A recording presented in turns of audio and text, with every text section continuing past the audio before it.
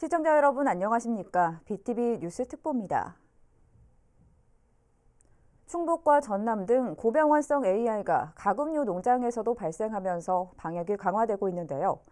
이에 충남도는 철새 도래지 하천변에 일반인 출입도 자제해달라고 요청했습니다. 현장은 어떨까요? 김장섭 기자가 취재했습니다. 국교천변에 조성돼 있는 야영장입니다. 고병원성 AI 예방을 위해 출입을 자제해달라는 현수막이 붙어 있지만 야영장에는 여러 동의 텐트가 쳐져 있습니다. 하천 산책로에는 운동을 하러 나온 사람들의 발길이 이어집니다. 철새 이동이 많은 국교천 바로 옆 파크 골프장에는 여전히 골프를 즐기는 시민들로 북적입니다. AI 확산 우려에도 아랑곳하지 않습니다. 특히 파크 골프장 주차장마저 하천변에 있어 AI가 발생했을 경우 차량을 통해 먼 곳까지 전파될 우려도 있습니다. 이에 대해 협회 측은 12일부터 당분간 휴장에 들어가겠다고 밝혔습니다.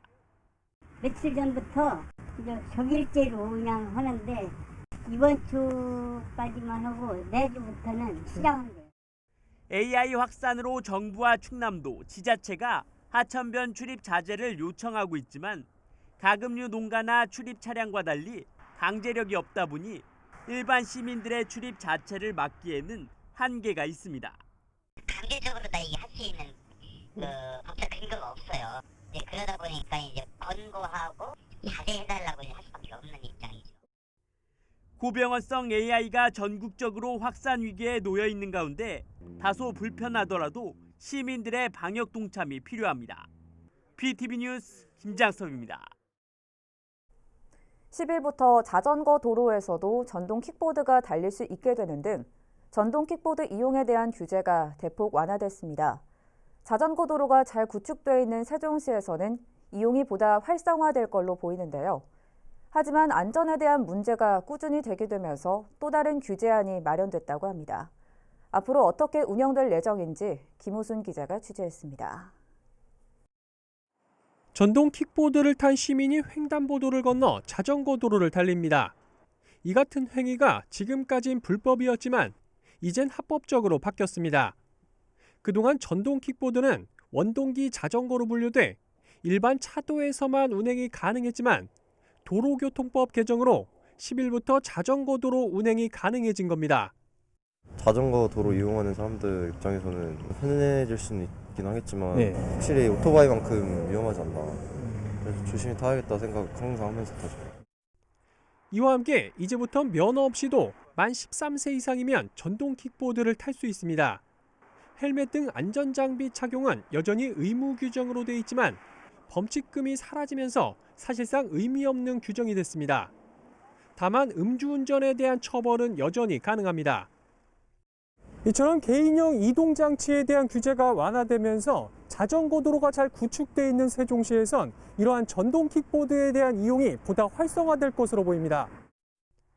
최근 지역의 공유 전동 킥보드 수가 부쩍 늘어난 것도 이와 무관하지 않다는 분석입니다. 현재 세종시에서 영업 중인 업체만 3곳에 모두 850여 대의 공유 전동 킥보드가 운영 중인 것으로 세종시는 파악하고 있습니다. 문제는 역시 안전. 규제 완화 첫날 한 대의 킥보드에 2명이 탑승하는 것은 물론 너무 빠른 속도로 달려 사고가 우려되는 모습도 어렵지 않게 찾아볼 수 있었습니다.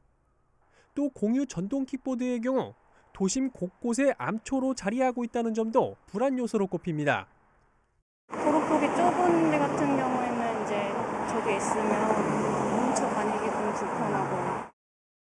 전동 킥보드는 진짜 많이 다니면서 사고도 많이 나는 것 같고 좀 위험한 것 같아요. 이런 문제가 제기되자 국회는 개인형 이동장치의 규제를 다시 강화하는 법안을 지난 9일 본회의에서 통과시켰습니다. 원동기 면허를 가진 만 16세 이상만 탈 수 있게 하고 안전장구를 착용하지 않거나 승차 정원보다 초과 탑승하는 경우 범칙금을 다시 부과할 수 있도록 하는 등의 내용이 담겼습니다. 다만 이 규정은 내년 4월 이후에나 적용이 가능해 그 이전까진 혼란이 불가피할 것으로 보입니다. BTV 뉴스 김우순입니다. 아산시가 코로나19 집단 감염을 예방하기 위해 민관 합동으로 거리두기 방역 준수 거리 캠페인을 실시했습니다. 아산시와 아산교육지원청은 먼저 공동 담화문 발표를 통해 외출 자제와 개인 방역 수칙 준수, 유증상 시 선별진료소 즉시 방문 등을 수능 수험생에게 특별히 당부했습니다. 아울러 시민들에게 내년 1월 3일까지 당분간 모든 모임과 행사를 자제하고 밀폐와 밀집시설 이용을 삼가달라고 요청했습니다. 한편 아산시는 오는 20일까지 코로나19 감염 예방 캠페인을 17개 읍면동에서 진행할 계획입니다. 내년도 정부 예산에 국회 세종의사당 설계비 127억 원이 반영돼 사업 추진에 탄력이 붙게 됐다는 소식 전해드렸는데요. 여기에 더해서 여당 차원의 국회 이전 시나리오가 나와 기대감을 더욱 높이고 있다고 합니다. 김우순 기자의 보도입니다. 더불어민주당 차원의 단계적 국회 이전 시나리오가 나왔습니다. 현재 세종시에 소재한 정부 부처 소관의 국회 상임위원회를 우선 이전하고 이어서 국회의 완전 이전을 꾀한다는 것이 핵심입니다. 지난 7월 민주당 내 행정수도 완성 추진단이 구성된 이후 약 5개월 만에 나온 결과물입니다. 민주당 행정수도 추진단이 제시한 대안에 따르면 우선 1단계는 행정 비효율 극복을 위해 국회 세종의사당을 설치하는 데 초점을 맞췄습니다. 세종에 소재한 정부 부처 소관의 10개 상임위원회와 예산결산특별위원회까지 모두 11개 위원회를 세종시로 이전하는 방안입니다. 지난해 국회 사무처가 관련 용역 보고서를 통해 유력 대안으로 제시했던 것과 같습니다. 우원식 추진단장은 이미 여야 합의로 내년도 정부 예산에 127억 원을 반영했다며 세종의사당 설치 근거 법률인 국회법 개정안 통과를 조속히 추진해 본격적으로 사업이 시작되도록 하겠다고 밝혔습니다. 다음으로 2단계는 국회의 완전 이전인데 이를 위해선 국민적 공감대 형성과 여야 합의가 중요한 만큼 국회 내 균형발전특위 구성을 공식 제안했습니다. 이러한 특위 구성의 필요성은 이미 지난 9월 세종시를 방문했을 당시에도 피력한 바 있습니다. 야당과의 국회 특위 만드는 일을 좀 더 집중해서 야당이 판단할 수 있도록 그렇게 더 압력도 더 가하고 그렇게 할 생각입니다. 민주당이 내놓은 국회의 단계적 이전 계획에 대해 세종지역 시민사회단체는 긍정적인 평가를 내놓으면서도 여야 간 초당적인 협력을 재차 촉구했습니다. 가장 실효성 있는 방안이라고 생각을 하면서 긍정적으로 평가를 하고요. 국민의힘 또한 민주당보다 더 강력하고 획기적인 대책으로 좀 정책 경쟁에 나서실 필요가 있고요. 여야 합의를 통해서 국회 세종의사당 건립에 추당적으로 협력할 것을 촉구합니다. 한편 민주당 행정수도 추진단은 청와대 이전과 관련해선 현 시점에서 여건이 성숙되지 않았음을 확인했다며 선을 그었습니다. BTV 뉴스 김우순입니다.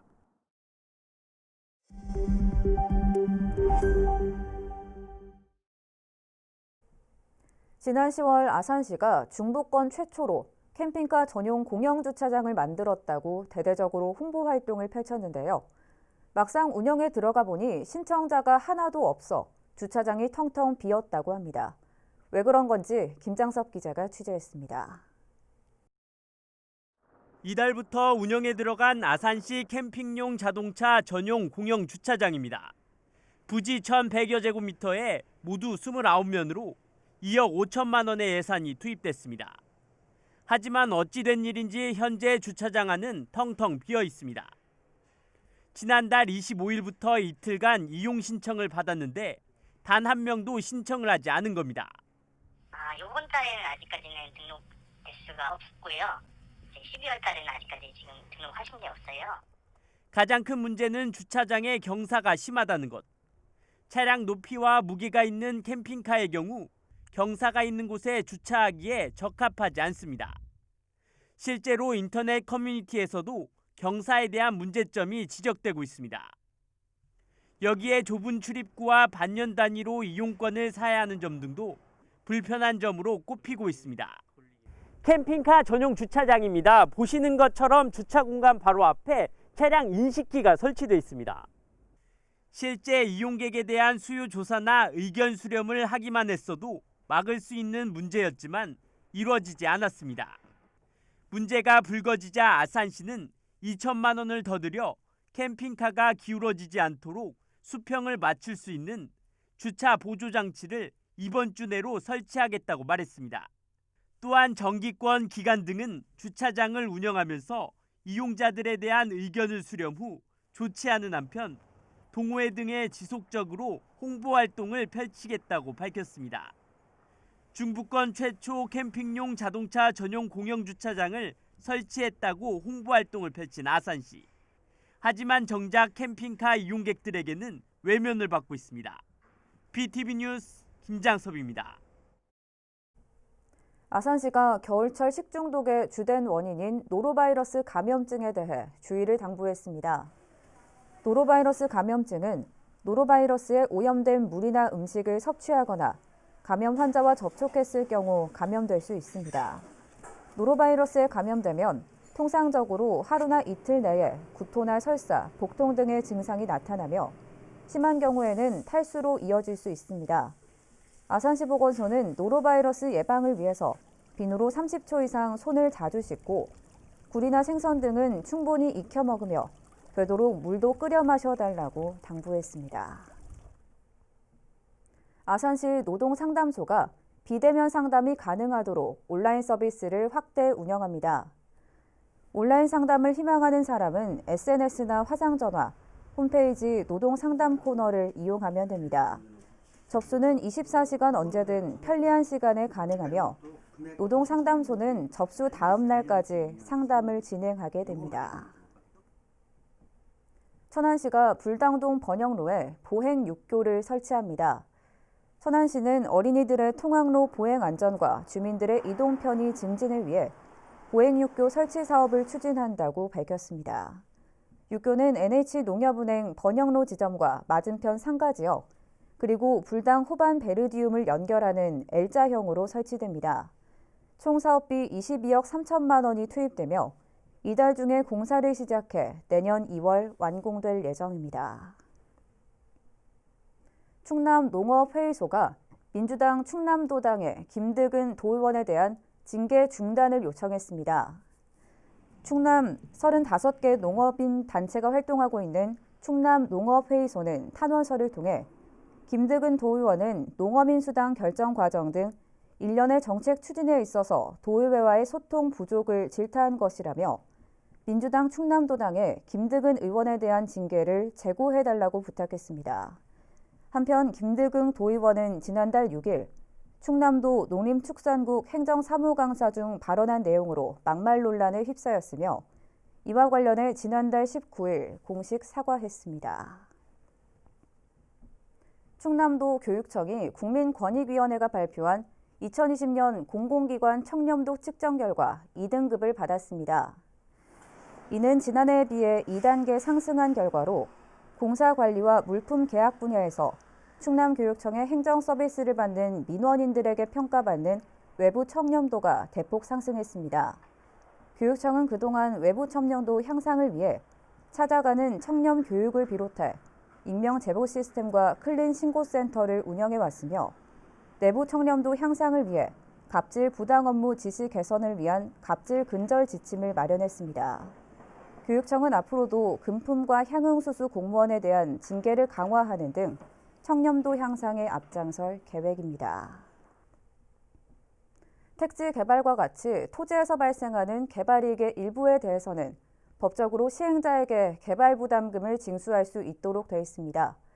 하지만 행복도시 건설 10년이 지나도록 세종시에서는 전혀 이뤄지지 않고 있는데요. 서둘러 부과할 필요가 있다는 주장이 잇따르고 있습니다. 김우순 기자의 보도입니다. 국책사업으로 추진 중인 행복도시 건설사업 시행자인 한국토지주택공사. 지난 10년 동안 주택과 상업 등의 부지를 조성원가보다 훨씬 높은 가격에 매각함으로써 막대한 개발 이익을 거뒀을 것으로 추정됩니다. 이렇게 발생한 이익의 일정 비율은 법에서 개발 부담금으로 납부하도록 돼 있지만 행복도시 건설 10년이 다 돼가도록 전혀 이뤄지지 않고 있습니다. 이런 가운데 지역 정치권과 시민사회단체를 중심으로 LH 개발이익금의 환수 조치를 촉구하는 목소리가 이어지고 있습니다. 지난 8월 설립된 LH 개발이익 환수를 위한 세종시민행동준비위원회는 성명을 내고 LH는 개발 부담금을 납부할 의무가 있는 사업 시행자로서 개발 이익 환수에 관한 법률을 위반하고 있다고 꼬집었습니다.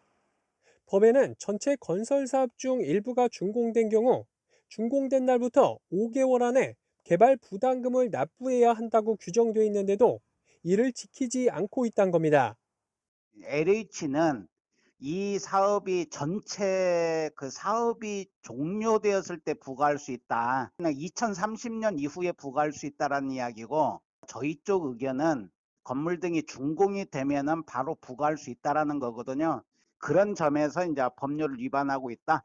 뭐 이런 취지로 지금 이야기하고 있는 겁니다. 지난 2015년 행복도시 1단계 건설이 완료된 만큼 1단계 건설 과정에서 얻은 개발 이익금에 대해선 부담금을 납부해야 한다는 설명입니다.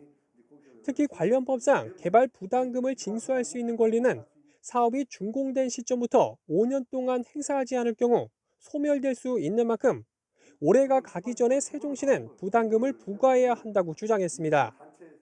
1단계 지나서 5년이 지나면은 그 청구권이 소멸된다고 법에 아주 그렇게 나와 있습니다. 그래서 이 개발이익금을 금년 내 2020년 12월 이내에 청구하지 않으면은 이 개발이익 환수는 소멸된다고 이렇게 보기 때문에 상당히 지금 시간도 없고 촉박하다고 봅니다.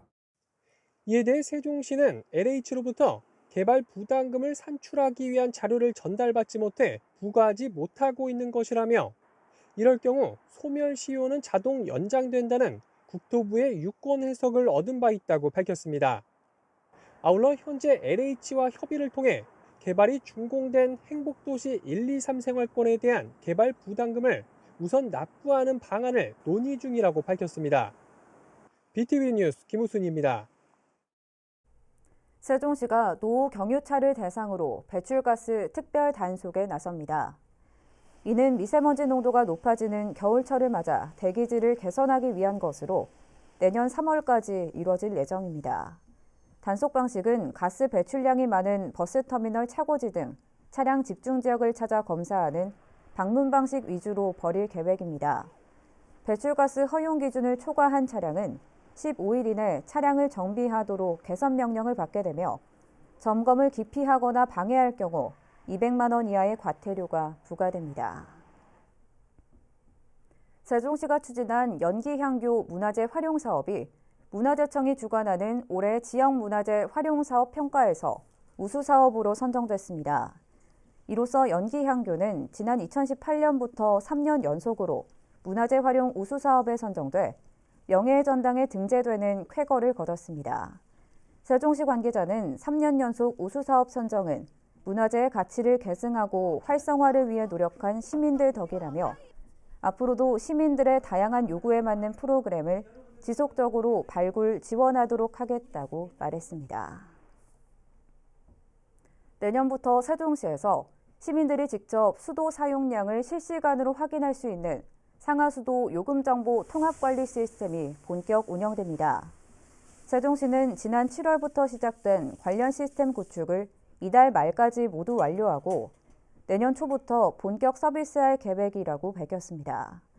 이 시스템은 가정용 계량기 사용자가 직접 수도 사용량을 검침하고 입력하는 방식으로 검침 직원들 방문에 따른 사생활 침해 문제를 방지하고 요금 민원 발생을 최소화하는 등의 효과가 기대됩니다. 쓰레기 종량제 봉투에 무게 제한이 있다는 사실 대부분 모르셨을 겁니다. 100리터는 최대 25kg까지 담을 수 있는데 안 지키는 사람들이 워낙 많다 보니 환경미화원들의 안전까지 위협받고 있는데요. 특단의 조치로 일부 지자체와 천안에선 100리터 봉투를 없애고 75리터 봉투를 만들기로 했습니다. 송용환 기자의 보도입니다. 주민들이 내놓은 종량제 봉투를 수거하느라 환경미화원들이 구슬땀을 흘립니다. 가정에선 대부분 10에서 20리터 봉투를 사용하지만 가끔씩 등장하는 100리터 봉투는 두 사람이 들기에도 버겁습니다. 50리터 이상의 봉투는 리터당 0.25kg의 무게 제한이 있습니다. 100리터는 최대 25kg까지 담을 수 있지만 이를 지키는 사람은 거의 없습니다. 지금도 사실 이제 100m 위에 꼬리 물기식으로 해서 나오는 것도 많다 보니까 이제 혼자는 사실상 드는 거는 이제 어려운 게 너무 많고요. 둘이서 같이 꼭 해야 되는데 둘도 어려운 경우도 좀 많다 보니까 이제 100m 자체는 이제 사실 좀 저희한테는 긍구격계에 무리가 많이 가다 보니까 좀. 앞서 경기도의 일부 시군은 이런 이유로 100리터 종량제 봉투를 폐지했습니다. 천안시에도 조례 개정을 통해 환경미화원들의 골칫거리였던 100리터 봉투를 없애고 75리터를 신설하기로 했습니다. 이에 따라 내년 4월부터 천안에서 100리터짜리 종량제 봉투는 찾아볼 수 없게 됐습니다. 새로 선보일 75리터짜리 종량제 봉투는 기존 50리터와 100리터 봉투의 중간 크기가 될 것으로 보입니다. 그 현행 조례에 규정된 상한 무게가 25kg지만 압축해서 버리는 경우는 최대 무게가 45kg까지 늘어나서 환경미화원들의 신체 손상 등 안전사고 위험이 꾸준히 제기돼 왔습니다. 이러한 위험성을 인식해서 100리터짜리 종량제 봉투를 폐지하고 75리터짜리 종량제 봉투를 신설하게 됐습니다. 다만 이미 제작된 100리터 봉투는 소진될 때까지 사용이 가능합니다. 100리터 종량제 봉투 폐지로 환경미화원들의 체력적인 부담이 크게 줄어들게 됐지만 조례 개정의 취지를 살리기 위해선 정해진 용량에 맞춰 종량제 봉투를 사용하는 시민들의 인식 개선도 동반돼야 합니다. BTV 뉴스 송용환입니다. 천안시가 12월 정기분 자동차세 267억 원을 부과했습니다. 이는 지난해보다 3.8% 8억 원 상승한 것으로 차량 등록 대수 증가에 따른 것입니다. 납부 기한은 이달 말까지며 기한이 지나면 3%의 가산금이 붙습니다. 자동차세 선납 차량과 지난 6월 납부를 완료한 연세액 10만 원 이하 차량은 이번 과세 대상에서 제외됩니다. BTV 뉴스 특보 1부 마칩니다. 잠시 후 2부에서 뵙겠습니다.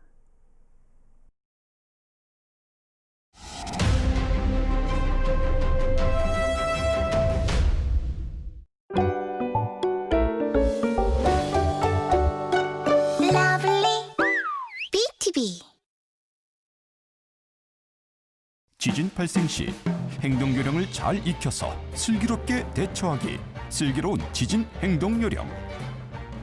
상황별 행동 요령. 지진으로 흔들릴 땐 탁자 밑으로 쏙 들어가 탁자 다리를 꽉 잡아요. 흔들림이 멈출 땐 전기가스부터 차단하고 문 열고 빨리 나가야겠죠. 밖으로 대피할 땐 신발을 꼭 신고 엘리베이터는 타지 말고 계단으로 신속하게. 안전한 야외 공터로 대피하세요. 밖에선 가방이나 손으로 머리를 보호해요. 떨어지는 무건에 주의하면서 대피 장소에선 올바른 정보에 따라 안전하게 행동하세요. 장소별 행동 요령. 학교에선 책상 밑으로 쏙, 책상 다리를 꽉, 질서 있게 운동장으로. 백화점 마트에선 진열대 물건들을 조심하고 계단이나 기둥 근처로 대피하고 극장 경기장에선 소지품으로 자신을 보호하며 있다가 침착하게 대피하고 전철 안에선 손잡이나 기둥을 잡고 전철이 멈추면 안내에 따라 행동합니다. 자동차 운전 시엔 비상등을 켜고 주차 후에 열쇠를 꽂아둔 채 대피하고요. 산이나 바다에선 산사태, 절벽 붕괴에 주의. 안전한 곳으로 대피하세요. 몸이 불편하신 분을 위한 지진 행동 요령. 가족, 친척, 이웃 등의 보호자와 사전에 도움을 약속해둬야 하고요. 관련 기관과 보호자 연락처가 담긴 비상용 안전카드를 작성하여 소지하고 복용 중인 약은 충분히 준비하세요. 노약자나 몸이 불편하신 분은 보호자와 함께 평소 지진 행동 요령을 주기적으로 교육 훈련하는 것도 중요해요. 휠체어나 보조기구를 사용할 경우 바퀴를 잠그고 머리를 보호하고 자세를 낮게 유지하세요.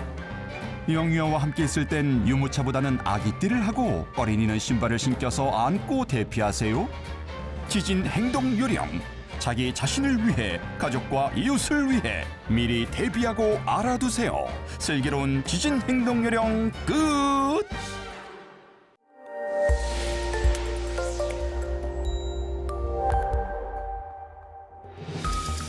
심정지가 발생하고 5분이 지나면 뇌에 산소가 공급되지 않아 치사율이 높아집니다. 이때 꼭 필요한 것, 바로 심폐소생술입니다. 성인의 심폐소생술 어떻게 해야 할까요? 먼저 환자의 어깨를 가볍게 치면서 반응을 확인합니다. 이후 주변 사람들에게 119에 신고를 부탁하고 자동 심장 충격기를 가져다 줄 것을 요청합니다. 그 다음 환자의 호흡을 확인합니다.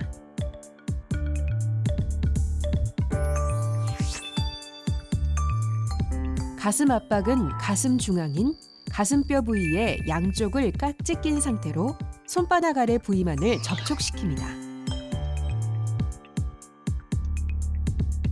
그리고 체중을 실어서 분당 100에서 120회를 약 5cm 깊이로 강하고 빠르게 눌러줍니다.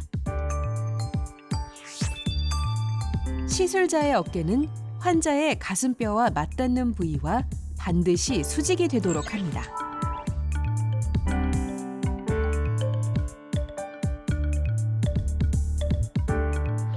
환자가 의식을 회복하거나 119 구급대원이 도착할 때까지 반복해줍니다.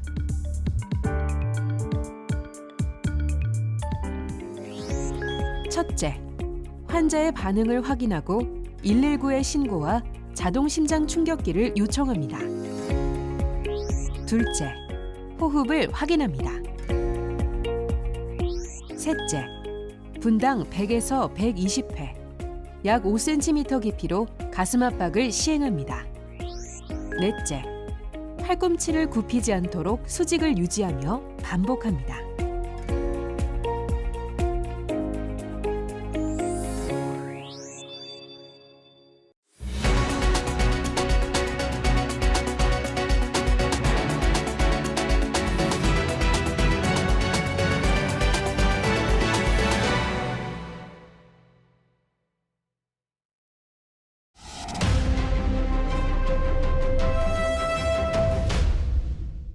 시청자 여러분 안녕하십니까? BTV 뉴스특보 2부 시작합니다.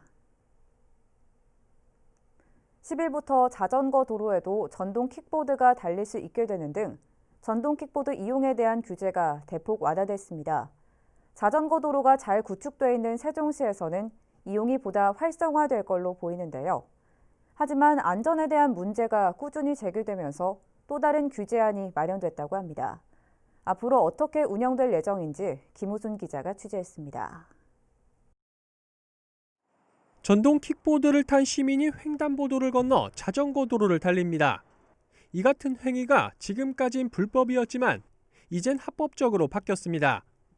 그동안 전동 킥보드는 원동기 자전거로 분류돼 일반 차도에서만 운행이 가능했지만 도로교통법 개정으로 10일부터 자전거 도로 운행이 가능해진 겁니다. 자전거 도로 이용하는 사람들 입장에서는 편해질 수는 있긴 하겠지만 확실히 오토바이만큼 위험하지 않나. 그래서 조심히 타야겠다 생각 항상 하면서 타죠. 이와 함께 이제부터 면허 없이도 만 13세 이상이면 전동 킥보드를 탈 수 있습니다. 헬멧 등 안전장비 착용은 여전히 의무 규정으로 돼 있지만 범칙금이 사라지면서 사실상 의미 없는 규정이 됐습니다. 다만 음주운전에 대한 처벌은 여전히 가능합니다. 이처럼 개인형 이동장치에 대한 규제가 완화되면서 자전거 도로가 잘 구축돼 있는 세종시에선 이러한 전동 킥보드에 대한 이용이 보다 활성화될 것으로 보입니다. 최근 지역의 공유 전동 킥보드 수가 부쩍 늘어난 것도 이와 무관하지 않다는 분석입니다. 현재 세종시에서 영업 중인 업체만 3곳에 모두 850여 대의 공유 전동 킥보드가 운영 중인 것으로 세종시는 파악하고 있습니다. 문제는 역시 안전. 규제 완화 첫날 한 대의 킥보드에 2명이 탑승하는 것은 물론 너무 빠른 속도로 달려 사고가 우려되는 모습도 어렵지 않게 찾아볼 수 있었습니다. 또 공유 전동 킥보드의 경우 도심 곳곳에 암초로 자리하고 있다는 점도 불안 요소로 꼽힙니다. 도로폭이 좁은 데 같은 경우에는 이제 저기 있으면 뭉쳐 다니기 좀 불편하고. 전동 킥보드는 진짜 많이 다니면서 사고도 많이 나는 것 같고 좀 위험한 것 같아요. 이런 문제가 제기되자 국회는 개인형 이동장치의 규제를 다시 강화하는 법안을 지난 9일 본회의에서 통과시켰습니다. 원동기 면허를 가진 만 16세 이상만 탈 수 있게 하고 안전장구를 착용하지 않거나 승차 정원보다 초과 탑승하는 경우 범칙금을 다시 부과할 수 있도록 하는 등의 내용이 담겼습니다.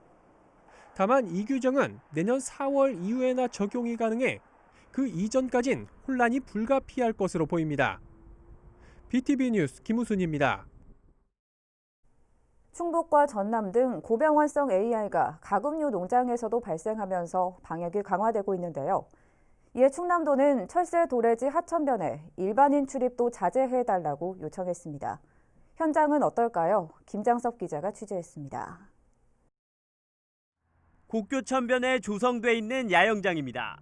고병원성 AI 예방을 위해 출입을 자제해달라는 현수막이 붙어 있지만 야영장에는 여러 동의 텐트가 쳐져 있습니다. 하천 산책로에는 운동을 하러 나온 사람들의 발길이 이어집니다. 철새 이동이 많은 국교천 바로 옆 파크 골프장에는 여전히 골프를 즐기는 시민들로 북적입니다. AI 확산 우려에도 아랑곳하지 않습니다. 특히 파크 골프장 주차장마저 하천변에 있어 AI가 발생했을 경우 차량을 통해 먼 곳까지 전파될 우려도 있습니다. 이에 대해 협회 측은 12일부터 당분간 휴장에 들어가겠다고 밝혔습니다.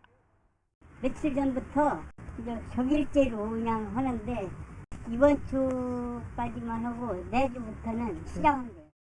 AI 확산으로 정부와 충남도, 지자체가 하천변 출입 자제를 요청하고 있지만 가금류 농가나 출입 차량과 달리 강제력이 없다 보니 일반 시민들의 출입 자체를 막기에는 한계가 있습니다.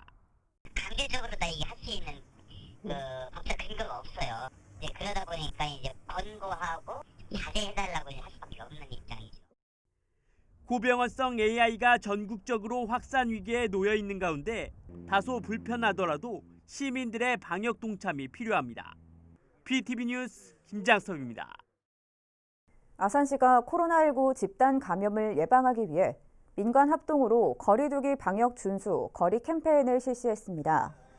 아산시와 아산교육지원청은 먼저 공동 담화문 발표를 통해 외출 자제와 개인 방역 수칙 준수, 유증상 시 선별진료소 직시 방문 등을 수능 수험생에게 특별히 당부했습니다. 아울러 시민들에게 내년 1월 3일까지 당분간 모든 모임과 행사를 자제하고 밀폐와 밀집시설 이용을 삼가달라고 요청했습니다. 한편 아산시는 오는 20일까지 코로나19 감염 예방 캠페인을 17개 읍면동에서 진행할 계획입니다. 내년도 정부 예산에 국회 세종의사당 설계비 127억 원이 반영돼 사업 추진에 탄력이 붙게 됐다는 소식 전해드렸는데요. 여기에 더해서 여당 차원의 국회 이전 시나리오가 나와 기대감을 더욱 높이고 있다고 합니다. 김우순 기자의 보도입니다.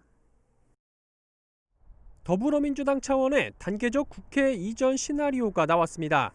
현재 세종시에 소재한 정부 부처 소관의 국회 상임위원회를 우선 이전하고 이어서 국회의 완전 이전을 꾀한다는 것이 핵심입니다. 지난 7월 민주당 내 행정수도 완성 추진단이 구성된 이후 약 5개월 만에 나온 결과물입니다.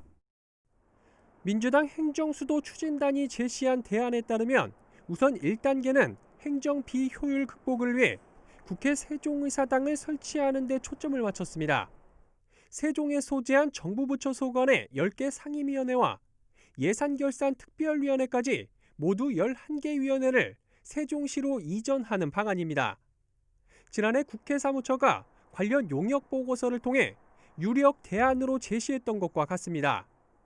우원식 추진단장은 이미 여야 합의로 내년도 정부 예산에 127억 원을 반영했다며 세종의사당 설치 근거 법률인 국회법 개정안 통과를 조속히 추진해 본격적으로 사업이 시작되도록 하겠다고 밝혔습니다. 다음으로 2단계는 국회의 완전 이전인데 이를 위해선 국민적 공감대 형성과 여야 합의가 중요한 만큼 국회 내 균형발전특위 구성을 공식 제안했습니다. 이러한 특위 구성의 필요성은 이미 지난 9월 세종시를 방문했을 당시에도 피력한 바 있습니다. 야당과의 국회 특위 만드는 일을 좀 더 집중해서 야당이 판단할 수 있도록 그게 더 압력도 더 가하고 그렇게 할 생각입니다. 민주당이 내놓은 국회의 단계적 이전 계획에 대해 세종지역 시민사회단체는 긍정적인 평가를 내놓으면서도 여야 간 초당적인 협력을 재차 촉구했습니다. 가장 실효성 있는 방안이라고 생각을 하면서 긍정적으로 평가를 하고요. 그 국민의힘 또한 민주당보다 더 강력하고 그 획기적인 대책으로 좀 정책 경쟁에 나서실 필요가 있고요. 여야 합의를 통해서 국회 세종이사당 건립에 추당적으로 협력할 것을 촉구합니다. 한편 민주당 행정수도추진단은 청와대 이전과 관련해선 현 시점에서 여건이 성숙되지 않았음을 확인했다며 선을 그었습니다. BTV 뉴스 김우순입니다.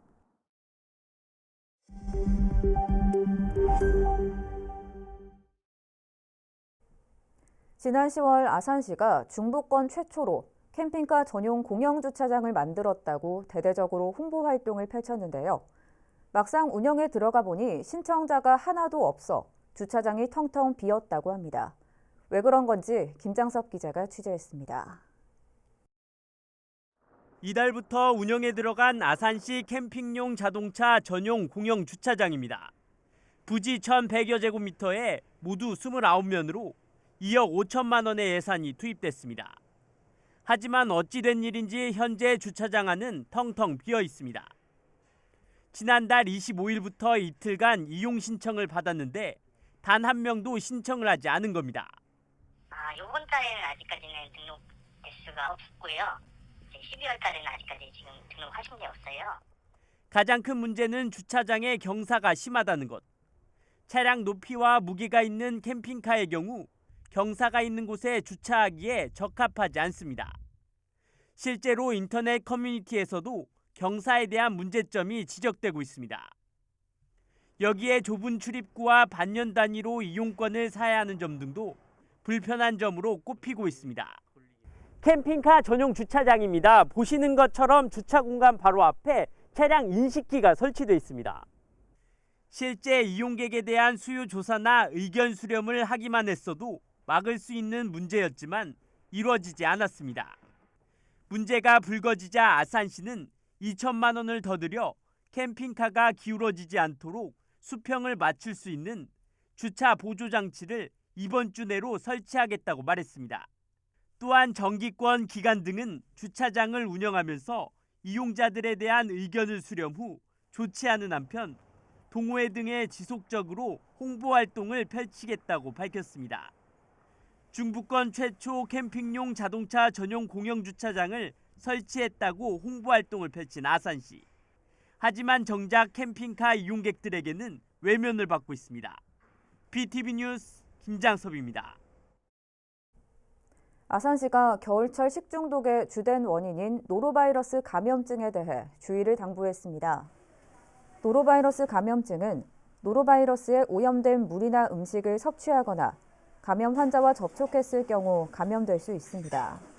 노로바이러스에 감염되면 통상적으로 하루나 이틀 내에 구토나 설사, 복통 등의 증상이 나타나며 심한 경우에는 탈수로 이어질 수 있습니다.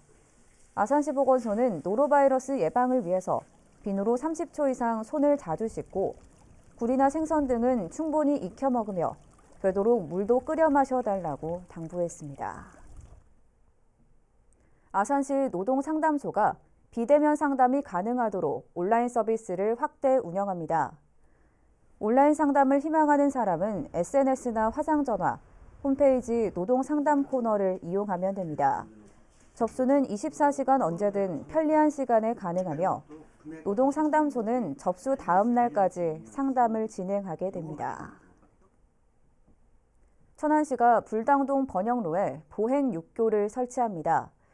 천안시는 어린이들의 통학로 보행 안전과 주민들의 이동 편의 증진을 위해 보행육교 설치 사업을 추진한다고 밝혔습니다.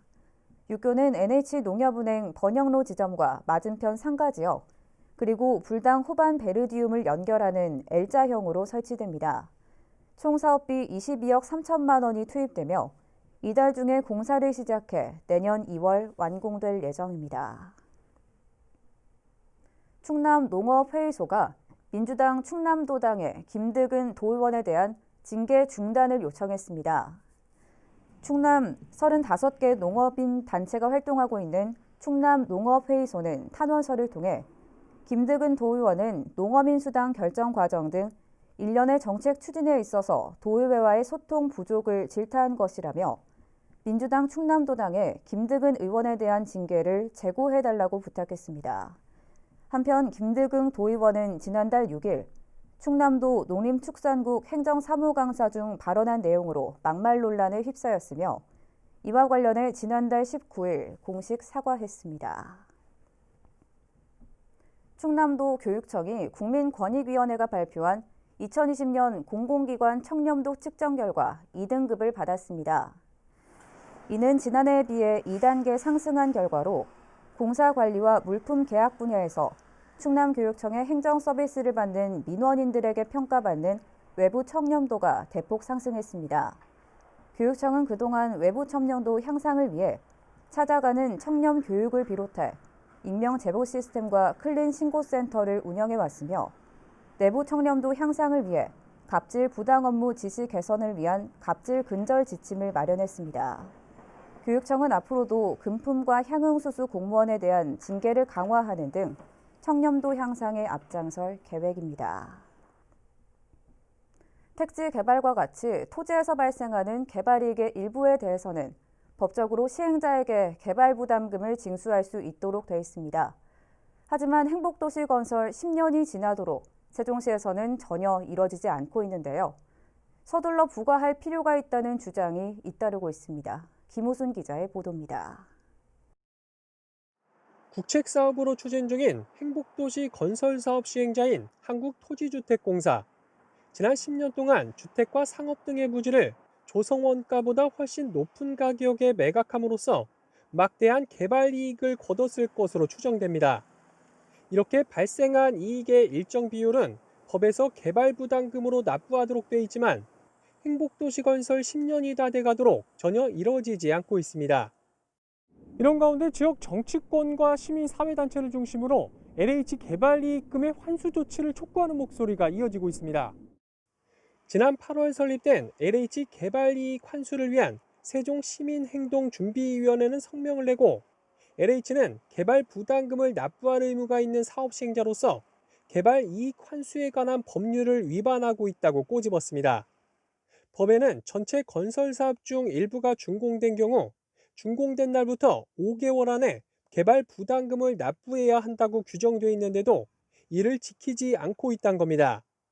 LH는 이 사업이 전체 그 사업이 종료되었을 때 부과할 수 있다. 2030년 이후에 부과할 수 있다라는 이야기고 저희 쪽 의견은 건물 등이 준공이 되면은 바로 부과할 수 있다라는 거거든요.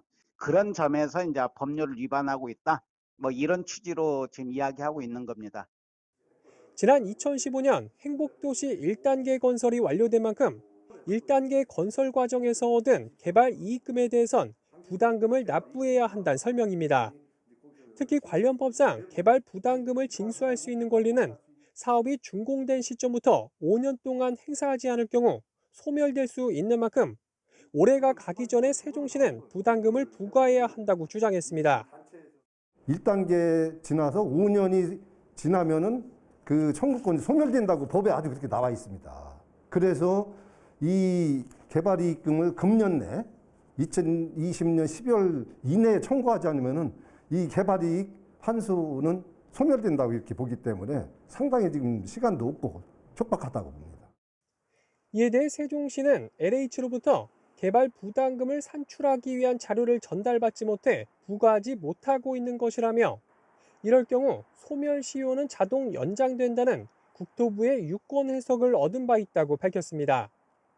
아울러 현재 LH와 협의를 통해 개발이 준공된 행복도시 1, 2, 3 생활권에 대한 개발 부담금을 우선 납부하는 방안을 논의 중이라고 밝혔습니다. BTV 뉴스 김우순입니다. 세종시가 노후 경유차를 대상으로 배출가스 특별 단속에 나섭니다. 이는 미세먼지 농도가 높아지는 겨울철을 맞아 대기질을 개선하기 위한 것으로 내년 3월까지 이뤄질 예정입니다. 단속 방식은 가스 배출량이 많은 버스터미널 차고지 등 차량 집중 지역을 찾아 검사하는 방문 방식 위주로 벌일 계획입니다. 배출가스 허용 기준을 초과한 차량은 15일 이내 차량을 정비하도록 개선 명령을 받게 되며 점검을 기피하거나 방해할 경우 200만 원 이하의 과태료가 부과됩니다. 세종시가 추진한 연기향교 문화재 활용 사업이 문화재청이 주관하는 올해 지역문화재 활용 사업 평가에서 우수 사업으로 선정됐습니다. 이로써 연기향교는 지난 2018년부터 3년 연속으로 문화재 활용 우수 사업에 선정돼 명예의 전당에 등재되는 쾌거를 거뒀습니다. 세종시 관계자는 3년 연속 우수 사업 선정은 문화재의 가치를 계승하고 활성화를 위해 노력한 시민들 덕이라며 앞으로도 시민들의 다양한 요구에 맞는 프로그램을 지속적으로 발굴, 지원하도록 하겠다고 말했습니다. 내년부터 세종시에서 시민들이 직접 수도 사용량을 실시간으로 확인할 수 있는 상하수도 요금정보 통합관리 시스템이 본격 운영됩니다. 세종시는 지난 7월부터 시작된 관련 시스템 구축을 이달 말까지 모두 완료하고 내년 초부터 본격 서비스할 계획이라고 밝혔습니다.